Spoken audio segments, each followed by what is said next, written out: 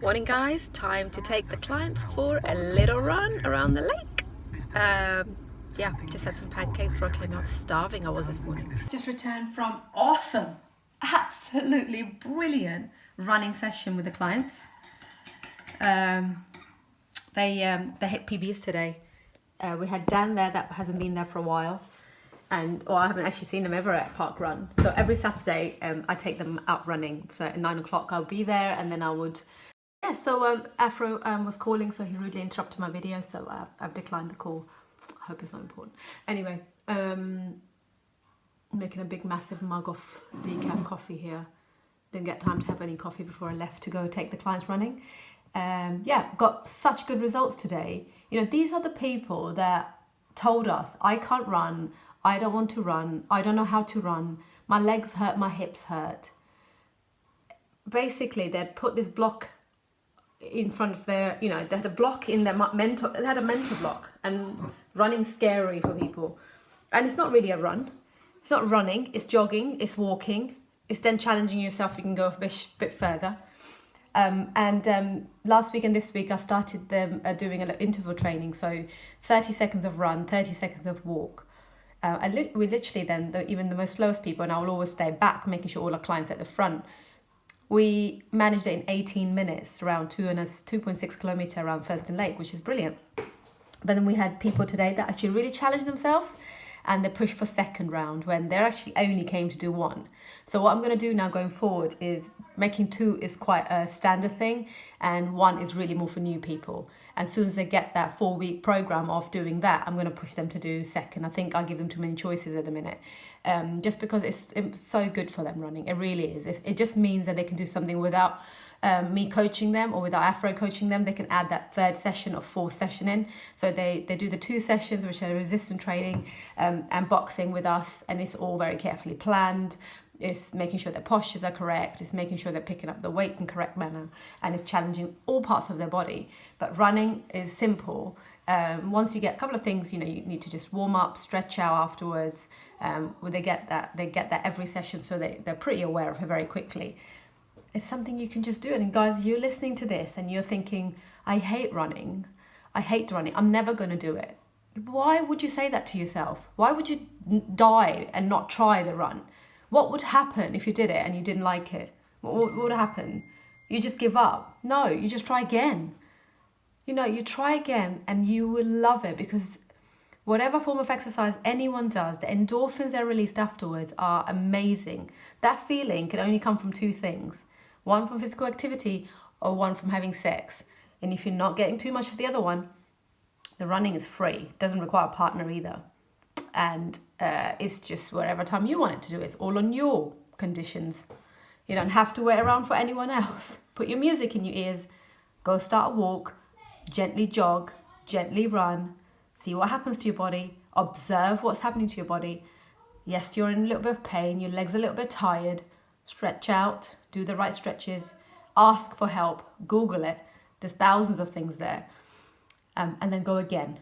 And go again. And you know, there's so many people out there that have stories about run. You know, I'm one of them. I started running because I had postnatal depression after my second son, and for me, you know, I was given antidepressants, and they just killed my feelings. I had 2 little kids, and I didn't want to have this cold, hard, bitch type personality, which was happening to me after taking this drug. It was just making me feel like there was no feeling left. I was just walking around. I wasn't crying and I wasn't happy. I was just like a middle ground. Fine to take those to stable yourself. That was not going to be my plan, and I don't want anyone to know that I've got something against it. However, my long-term plan was not to be on antidepressant. I'm sure not many people's are. So I went out for a little run, which the lake is opposite my house, and I felt good. But that was with a buggy with a little boy in there. Then when the dad returned home, this is about 8 years ago, by the way, I said to him, here, you have the kids, I'm going to go out for a little run. You know, initially he was a bit horrified, like, why is she leaving little kids to go run? What's run going to do? You know, against it, a bit anti, because he didn't know exercise himself, so he didn't understand the value of it.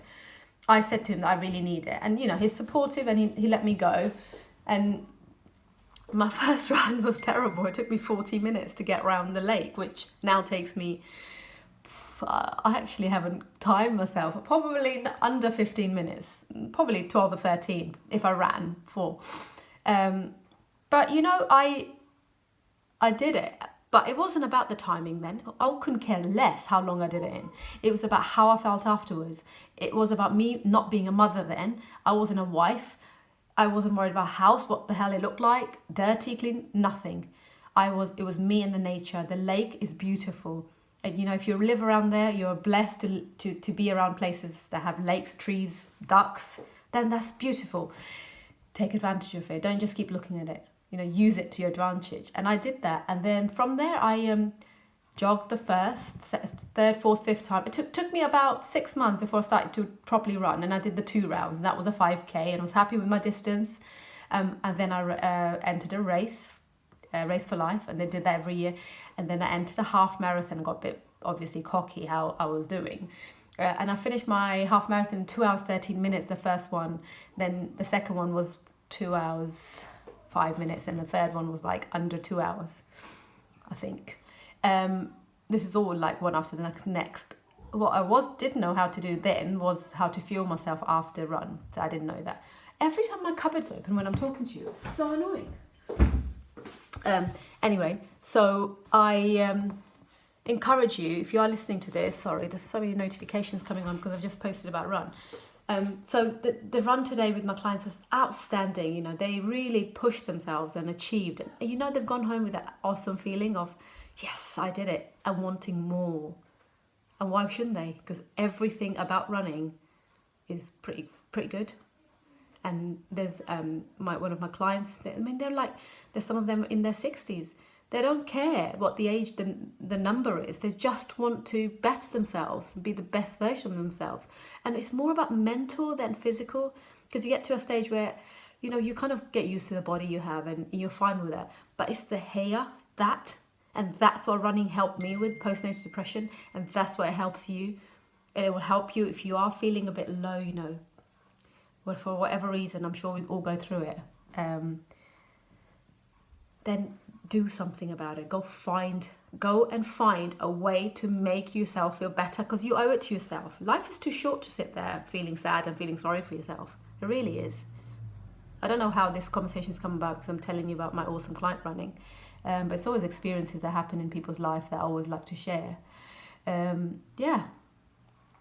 So my mission is really to inspire and impact people, and I'll do that from whatever format I need to do it in. Whether that's teaching you how to cook healthy, or whether that's to understand not the word exercise, but it's more about making yourself feel better in a healthier manner rather than with a glass of wine. You know, it's so easy to pour a glass of wine, isn't it? So easy to stay in bed the next day because you don't feel so great. What follows after a few drinks is a heavy breakfast. Then you sit there regretting you've eaten too much. And so it continues. And then you're in a cycle. And then you reward yourself, and then you're guilty. And then you reward yourself and you're guilty. And then you step on a scales every day, hoping for a miracle to happen. Put some great disciplines in your daily lives. And start with one. Whether that's drinking more water, whether that's going for a little walk, starting with that and then a run. And you soon will build up on that. And you will look around and attract people that are doing that, and you will be inspired by them. Because something you would have been inspired by someone else to then start their journey. I'm trying to think who I was inspired by. I don't think I was inspired by that, but it was my physical conditions, which was my mental condition, which was my postnatal, that I was wanting to cure, I guess, or I don't know. I was just in a bad place, really bad place, and running saved my life. I kind of wrote a blog about that. And I started this running group on Saturday mornings for the clients, and not a Saturday morning comes on that I don't want to go. I literally want to be there every single time, because I know one of them is going to hit a PB, one of them is going to get over their fear of run, one of them is going to go around twice because they pushed themselves last week to do a 1.5. Stories can continue about running. It's amazing. Once you've gone over that fear, I promise you do become a nice bit of a addict for running, which is fine, nothing wrong with that. And you start being healthy. You do. You won't go and running and then come back and have a massive burger, because you know that it requires effort to burn those calories. So yeah, try it out, guys. But my hand looks really big, doesn't it? Massive. Try it out and see what you think of it. 10-minute video. Gosh, you don't have to listen to all of it. Anyway, speak to you later. Oh, and now it's a Saturday today. I have the boys. Normally not the case. Afra's going to cover the Oak Tree Centre. A lot of dishes in the sink. I don't like it. And Rayhan's upstairs playing on Xbox, and I want to take him out, otherwise it's going to be Xbox too long, and I can't have that.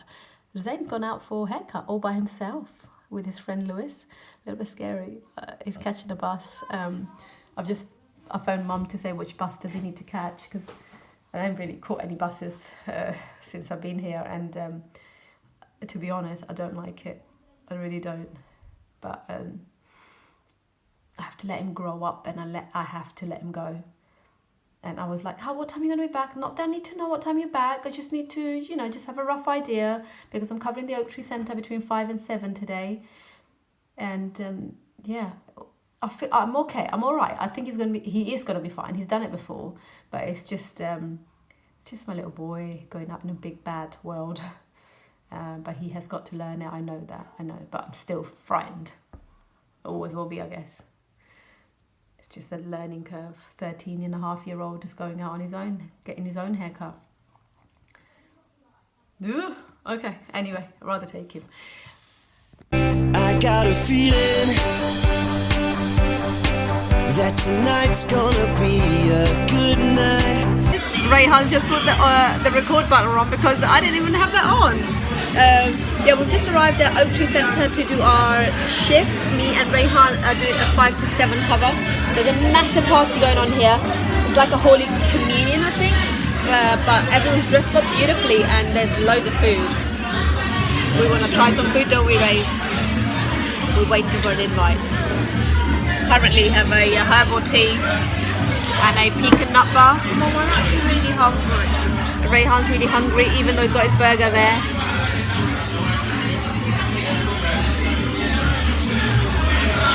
Rayhan, I love you. Rayhan fell asleep today. Oh. This is Afro's normal That's not Sunday morning regime. He's always in bed. If you see his YouTube, then he's always telling you that he's getting up at 5 and doing Romwood. Okay, set up. Farah's busted his truth here. Never in bed. This is so... Just finished putting my blog into, what's it called? WordPress. It's quite a learning steep. There was lots of mistakes. Yes. The readability wasn't good. Blah, blah, blah, blah, blah, blah. I like to write a blog. I don't like that bit, but I know I have to do it. I like it when Efra does it. But I have a laptop now, so I've got no excuses. Good. The downside of having a laptop. Farah reveals. Just went in my pyjamas to go and get pancake batter from Tesco's to make the boys some pancakes. Please. Wow, I think I've been to the shops every day just to get different things.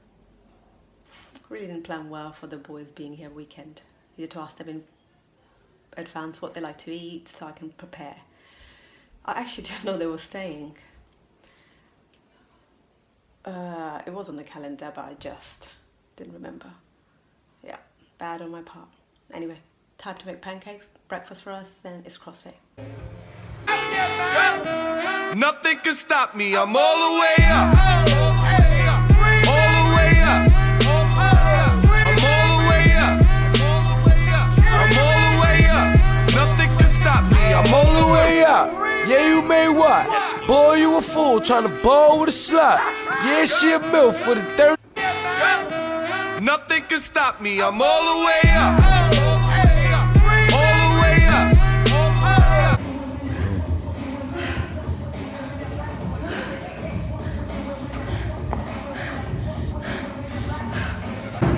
That was really hard. What